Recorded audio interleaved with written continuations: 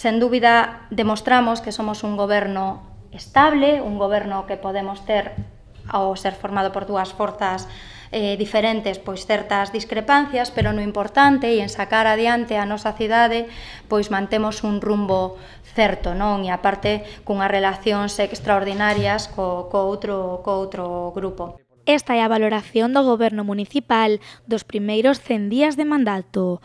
Un inicio de curso político marcado por 3 eixes principais. O primeiro, a modernización da administración local. O Concello anunciou nas últimas semanas que se reforzará o cadro de persoal coa convocatoria de 52 novas prazas.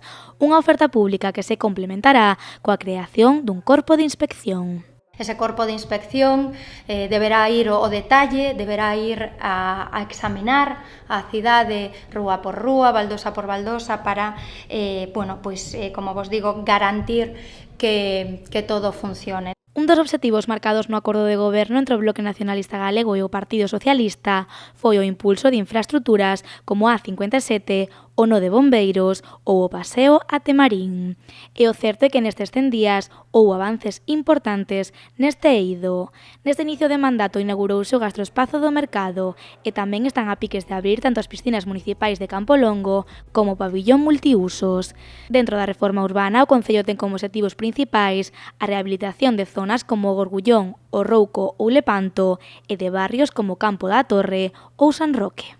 O que queremos é seguir completando este camiño de Santiago, que xa empezamos a facelo, e pois tocar o barrio do Campo da Torre, as rúas lindeiras do Campo da Torre, e tamén meternos fora do camiño, na zona do Monte do Taco e no barrio de San Roque. Son os desafíos inmediatos que nos marcamos, pero como digo, este, sin dúbida, vai a ser o ano dos barrios. Outros dos eixes principais deste inicio de mandato foron o contrato da auga e o do liso. Para o primeiro, o Concello conta cun investimento de case 19 millóns de euros para diferentes proxectos, algúns que xa están en marcha e outros que están pendentes de execución. En canto ao servizo do liso, o Goberno municipal asegurou que nos próximos 2 anos terán un contrato á altura da cidade de Pontevedra. Agora mesmo estamos nunha campaña de intensificación do servicio de recollida porta a porta de cartón e de vidro, dirixida fundamentalmente a hostelería e a locais comerciais, pois entendemos que é necesaria esta intensificación e así o está levando a cabo o concelleiro de limpeza. Por último, neste balance, a vocera do Goberno municipal non quiso pasar por alto os avances realizados no transporte metropolitano e urbano.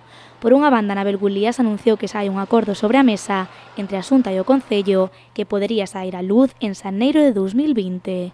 En canto ao transporte a demanda, a portavoz do Goberno asegurou que será unha realidade antes de que remate o mandato.